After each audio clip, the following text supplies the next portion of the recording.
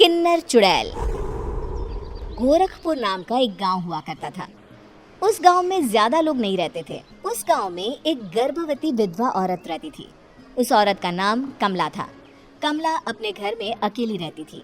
उसके पति की सारी जायदाद उसके नाम हो गई थी, पर सभी गांव वाले उस औरत को मनहूस औरत समझा करते थे और सभी उससे नफरत किया करते थे। एक बार कमला राशन की दुकान पर खाने का सामान खरीदने जाती है।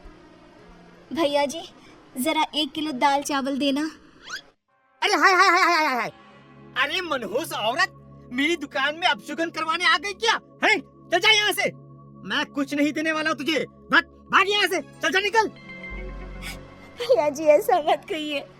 मैं गर्भवती हूँ, मुझे खाने की बहुत जरूरत है, मुझे खाना दे दीजिए। दुकानदार कमला को वहां से धक्के मारकर भगा देता है। तभी कमला रोते रोते उस गांव के किन्नरों के इलाके में आ जाती है। गांव वाले किन्नरों को उसी इलाके में रखा करते थे, क्योंकि वो लोग किन्नरों को पसंद नहीं करते थे और उनकी इलाके में रहने से मना करते थे। तो किन्नरों ने उसी गांव में अपना एक इलाका बना लिया था।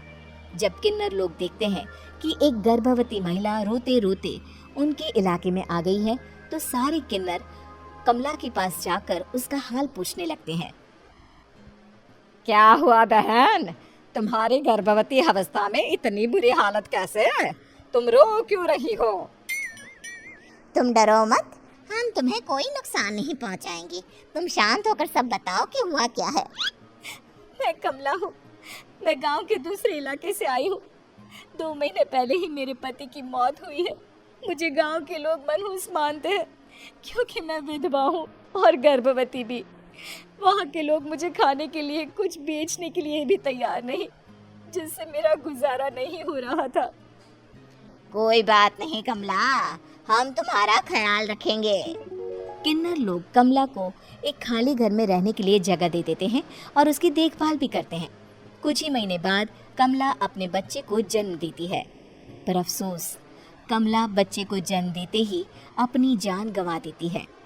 जब सब किन्नर बच्चे को देखते हैं तो बहुत खुश हो जाते हैं, क्योंकि वो बच्चा भी किन्नर ही था। कमला ने एक किन्नर बच्चे को जन्म दिया था। अब इस बच्चे की देखभाल कौन करेगा? हम तो इस बच्चे को गांव के दूसरे इलाके में भी नहीं भेज सकते। अरे तो क्या हुआ, इस बच्चे की माँ नहीं रही तो हम इसे पालेंगे। अब ये हमारे इलाके में रहेगा, हमारे साथ रहेगा। फिर वो किन्नर उस किन्नर बच्चे को गोद ले लेते हैं, उसका नामकरण कराते हैं। उस किन्नर बच्चे का नाम शक्ति रखा जाता है। देखते ही देखते शक्ति बड़ी होने लगती है। उसके रंग रूप बहुत सुंदर थे। वो बहुत सुंदर किन्नर दिखती है। एक दिन शक्ति एक किन्नर से पूछती है, माँ जी सुनिए ना, ये गांव के दूसरे इलाके में भी तो लोग रहते हैं, तो हम वहाँ क्यों नहीं जाते? हम उनसे अलग क्यों रहते हैं? शक्ति, क्योंकि वो लोग हमारे जैसे नहीं, वो लोग हमें पसंद नहीं करते, इसीलिए हम उनसे अलग रहते हैं। क्यों? वो हमें क्यों पसंद नहीं करते? मुझे एक बार उस इलाके में जाना है, मैं एक बार वहाँ जाकर घूम कर आऊँ। शक्ति, खबरदार, जो तू उस इलाके में कभी भी गई तो अपनी जान नहीं गंवाना चाहती तो उस इलाके में कभी कदम भी नहीं रखेगी, समझी? इतना कहकर वो किन्नर वहाँ से चली जाती है। शक्ति उस किन्नर की बात सुनकर बहुत रोती है। माँ जी, ऐसा कैसे कह सकती है? उन्होंने इतनी सी बात के लिए मुझे इतना डांटा। अब तो मैं उस इलाके में जरूर जाऊंगी। फिर एक दिन शक्ति गांव के दूसरे इलाके में चुपके से जाती है। ये लोग तो हमारे जैसे ही इंसान हैं, तो ये हमसे नफरत क्यों करते हैं? जब शक्ति उस इलाके में पहुंचती है तो गांव के सारे आदमी उसके रूप से मोहित हो जाते हैं। वो लोग ये अंदाजा नहीं लगा पाते कि वो किन्नर है। शक्ति की सुंदरता देखकर सारे गांव वाले उसकी तारीफ करने लगते हैं। तभी गांव का चक्कर लगाने गांव की जमींदार का बेटा हर्ष वहां पहुंचता है। हर्ष भी दिखने में बहुत सुंदर होता है। जब हर्ष ने शक्ति को देखा तो वो भी उससे मोहित हो गया, और जब शक्ति की नजर हर्ष पर पड़ी तो वो हर्ष को देखकर मोहित हो गई। आपको पहले कभी इस गांव में देखा नहीं। इस गांव में आप नए हैं क्या? जी नहीं, वो मैं बस। तभी शक्ति बोलते बोलते रुक जाती है और मन में सोचने लगती है, अगर मैंने इनको बता दिया कि मैं दूसरे इलाके से आई हूँ तो वो समझ जाएंगे कि मैं किन्नर हूँ, इसलिए मुझे इनसे झूठ ही बोलना पड़ेगा। शक्ति हर्ष को कहती है, जी हाँ, मैं इस गांव में नई आई हूँ, यहाँ अकेली रहती हूँ। वैसे आप कौन है? आप भी इसी गांव में रहते हैं? जी हाँ, मैं इस गांव के जमींदार का बेटा हूँ। आपको किसी भी चीज की जरूरत पड़े तो आप मुझे बता देना, मुझे अच्छा लगेगा। ऐसे ही शक्ति और हर्ष एक दूसरे से रोज मिलने लगते। वो दोनों अपने प्यार का इजहार करने एक दूसरे से मिलने जाते हैं। तभी शक्ति का पीछा करते करते एक किन्नर वहां आ जाती है। शक्ति, शक्ति, मैं तुमसे बहुत प्यार करता हूँ। मैं तुमसे शादी करना चाहता हूँ। क्या तुम मुझसे शादी करोगी? हाँ हर्ष, मैं तुमसे शादी करूंगी, पर मैं तुमको अपने बारे में एक सच्चाई बताना चाहती हूँ जो मैंने तुमसे छुपा कर रखी है। तभी उनके बीच में ही वो किन्नर आ जाती है। शक्ति, तेरी हिम्मत कैसे हुई ऐसा करने की? वो किन्नर शक्ति को खींचकर गांव के जमींदार के पास ले जाती है। हर्ष भी वहां शक्ति को बचाने के लिए पहुंच जाता है। जमींदार शक्ति और हर्ष के प्यार के बारे में सुनकर गुस्से में आ जाता है और शक्ति को गांव के बाहर निकालने की सजा देता है। शक्ति ये बात सहन नहीं कर पाती और कुएं में कूदकर अपनी जान दे देती है। जमींदार हर्ष की शादी गांव की एक लड़की से करवा देता है, पर हर्ष इस शादी से खुश नहीं होता। शक्ति अपना बदला लेने के लिए मरने के बाद किन्नर चुड़ैल बन जाती है।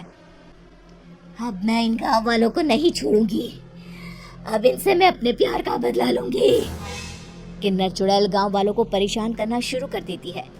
एक बार वो रात को गांव के खेतों में पहुंच जाती है और वहां आग लगा देती है।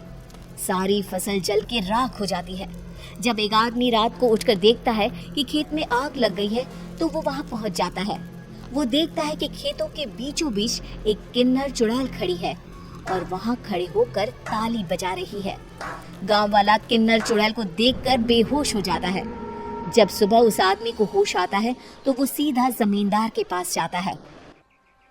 अरे जमींदार साहब, अरे वो किन्नर चुड़ैल ने मेरी सारी फसल जला दी। अब मैं क्या करूंगा? क्या होगा मेरा? जमींदार चुड़ैल किन्नर का नाम सुनते ही सब कुछ समझ जाता है। अब वो बहुत डर जाता है।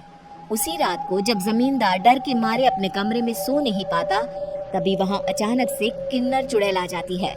किन्नर चुड़ैल जोर जोर से जमींदार के आगे खड़ी होकर हंसने लगती है और ताली बजाने लगती है। जमींदार उस डरावनी किन्नर चुड़ैल को देखकर बहुत डर जाता है। तूने मेरे साथ बहुत बुरा किया, अब मैं तुझे जान से मार दूंगी। नहीं नहीं नहीं नहीं, नहीं। मुझे माफ कर दो, मुझे मत मारो। मैं कभी ऐसा दोबारा नहीं करूंगा। अब तुम जो बोलोगी वही मैं करूंगा। ठीक है, मैं चाहती हूँ कि किन्नर इलाका गांव के इलाके से जुड़े और गांव का कोई भी आदमी किन्नर समाज से द्वेष न करे, उससे नफरत न करे, नहीं तो मैं सारे गांव को मार दूंगी। और तुम गांव में एक नया कानून बनाओ कि अगर किसी ने भी किन्नर समाज को हानि पहुंचाने की कोशिश भी करी या इनसे भेदभाव करने की भी कोशिश करी तो उनको कड़ी से कड़ी सजा मिलेगी। हाँ हाँ हाँ हाँ, मैं ऐसा ही करूंगा। तुम जो बोलोगी वो मैं करूंगा, पर मुझे जाने दो प्लीज। तब वो किन्नर चुड़ैल वहां से चली जाती है। गांव का जमींदार किन्नर चुड़ैल का कहा मानते हुए दोनों इलाकों को एक कर देता है और नया कानून भी लागू कर देता है। तब से वहां किन्नर समाज और बाकी गांव वाले शांतिपूर्वक रहने लगते हैं।